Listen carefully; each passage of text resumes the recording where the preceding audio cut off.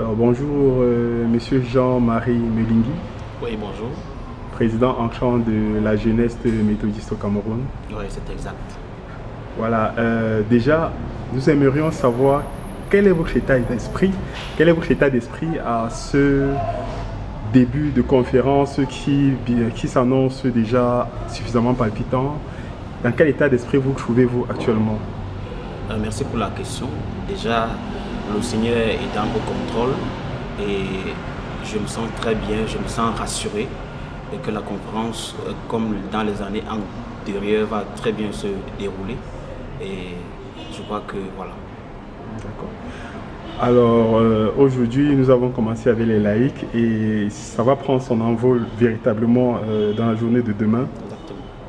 Et nous pensons que la jeunesse certainement sera véritablement impliquée. Quelles sont les attentes que vous avez vis-à-vis de cette conférence qui est déjà pratiquement lancée? Oui, remercie encore pour la question. Et puis, ce que j'attends tout d'abord, concernant particulièrement la jeunesse, c'est que l'installation officielle du nouveau bureau dont je suis président soit mise en valeur, soit prise au sérieux pour que le nouveau bureau soit boosté, soit galvanisé, ait de l'envie de servir. Ensuite, j'attends beaucoup de choses de cette conférence aussi. Par exemple, nous avons besoin d'un aumônier qui est stable. Et je pense que s'il m'était demandé, je dirais que nous avons besoin de la nomination d'un aumônier des jeunes. Je voudrais aussi dire globalement, j'attends de cette conférence qu'il soit affecté dans certaines églises où on a des pasteurs étudiants, qu'il y ait des pasteurs assistants. Je vais prendre l'exemple de l'église dont je fais partie. Sion au Bala, nous avons un pasteur étudiant et il est trop déplaçant et ça freine les mouvements de l'église. Donc j'attends dans cette conférence qu'il y ait des pasteurs assistants dans les églises méthodistes où il y a des pasteurs qui vont à l'école, par exemple.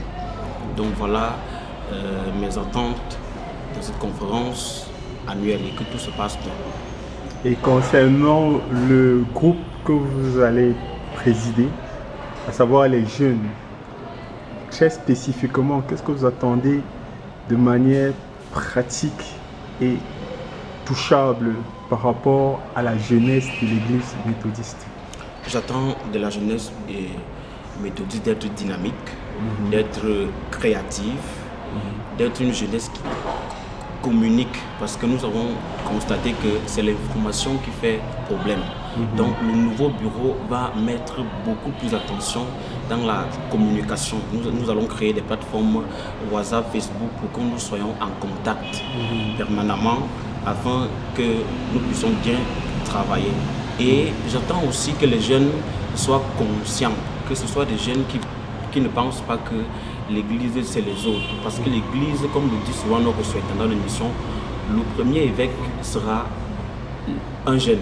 Parce qu'eux ils sont vieux, mais l'évêque du Cameroun sera un jeune. Donc nous sommes le fer de lance de l'église, l'espoir de l'église. Et donc nous devons être ceux-là qui sont à la manœuvre. Nous devons être une jeunesse qui est présente dans tous les domaines de l'église, à la chorale, dans le mouvement des jeunes proprement dit, aider même nos mamans dans leur mouvement. Donc j'attends de cette jeunesse une jeunesse dynamique. Voilà. Et en quoi est-ce que l'Église méthodiste unie peut contribuer à l'épanouissement de la jeunesse méthodiste? Quelles sont les choses que l'Église, dans le cadre de son conseil, dans le cadre général de son bureau et tout, peut faire pour que sa jeunesse puisse véritablement s'épanouir au sein de l'Église méthodiste? Oui, nous attendons déjà l'assistance. Nous attendons l'assistance. Nous souhaiterions que les pasteurs aient un regard sur tout ce que nous faisons. Nous avons la force de faire, mais nous ne sommes pas aussi sages que nos papas qui sont pasteurs. Donc parfois, il nous arrive de faire des programmes dans des églises où on arrive, on ne trouve pas le pasteur. On fait 2 jours, 3 jours dans son église, le pasteur est absent. Donc nous attendons que les pasteurs nous assistent, que les pasteurs nous conseillent ça nous aide, que nous ressentons la chaleur, il y a déjà ça. Nous attendons que l'Église tout entière nous soutienne, tant financièrement, spirituellement, par les prières. Donc ce n'est que nous ne pouvons pas demander mieux que ça. Voilà. Ok, et au sortir de cette conférence, est-ce qu'il y a des choses que vous aimeriez toucher de votre propre doigt? C'est-à-dire, quelles sont les choses que vous aimeriez pouvoir voir de manière pratique et concrète pour que ce ne soit pas une conférence de plus? Voilà. Je dirais que cette conférence doit être une conférence pas comme les autres.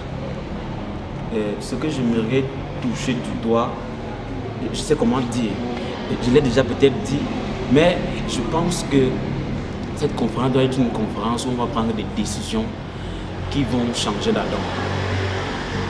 Je vais prendre un exemple. Nous avons besoin d'un aumônier, par exemple. Il faut que, au sortir de cette conférence, que la jeunesse ait un aumônier, par exemple. Il faut qu'au sortir de cette conférence, que beaucoup de choses changent. Je sais quoi dire, mais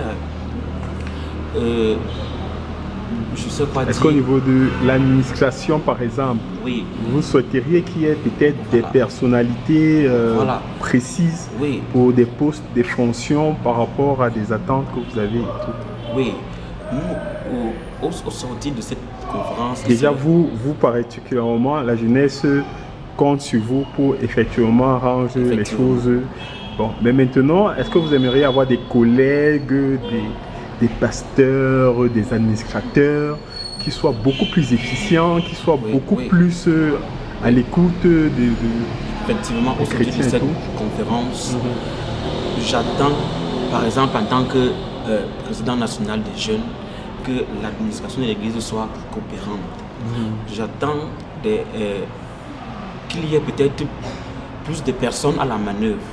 Parce que j'ai l'impression qu'il faut plus de gens à ce travail-là. Nous avons un administrateur, le révérend Mbena, qui est déjà là.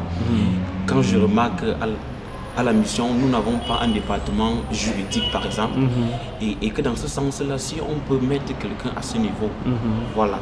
J'attends que nous ayons un communicateur, qu'il y ait un département de la communication à la mission du Cameroun.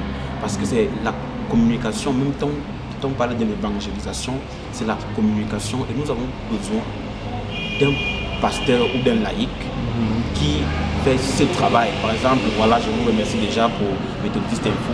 Il faut quelqu'un qui va suivre ça au sortir de cette conférence, qui va dire, bon, moi je prends ça en charge, je soutiens et je mets peut-être un budget. Donc, au sortir de la conférence, je souhaite qu'il y ait non seulement plus d'administrateurs à la mission, mais que ceux qui sont là soient sérieux, qu'ils fassent leur travail comme il se doit. Je crois que les choses vont aller. Bon, je ne suis pas dans la vision du cabinet du surintendant pour peut-être proposer tel à tel poste, mais je pense qu'ils sont plus habiles pour le faire.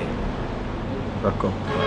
Maintenant, concernant le fait que l'Église, qu'est-ce qu'il faut faire pour que l'Église méthodiste sorte de l'ornière, de l'obscurité dans laquelle elle est caractérisée aujourd'hui comme une secte? Vous avez certainement quelque chose que vous avez en tête pour ça. Est-ce que vous voulez bien partager ces choses avec nous? Il faut la communication. Oui. Il faut la communication. C'est-à-dire, il faut qu'au cabinet missionnaire, il y ait un groupe, qui est un chargé de communication, peut-être avec un bureau, je ne sais pas comment ça peut se faire. Il faut la communication. C'est-à-dire, si les jeunes doivent aller au salon international de la jeunesse, c'est la communication. C'est le département de communication qui le fait. Et il faut qu'on soit présent à tous les niveaux.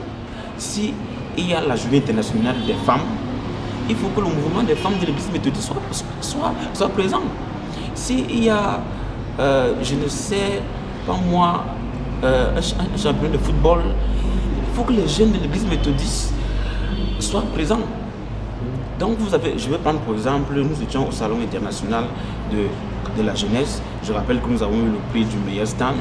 Nous avons eu en moyenne 35 personnes par jour. Et si vous faites, nous avons fait, je crois, 4 jours là-bas. Et si vous faites ça facal, ça donne quelque chose d'important.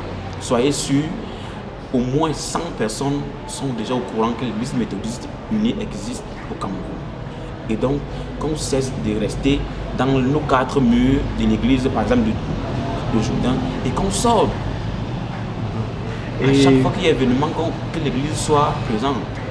Et par rapport à nos aînés, nos pères de l'église, est-ce que vous avez des conseils pour la légalisation structurelle de notre église? Qu'est-ce que vous pouvez leur dire pour leur donner d'ouvrir les yeux sur la bonne procédure à mettre sur pied pour que nous soyons légaux? C'est une bonne question et moi j'ai une idée simple.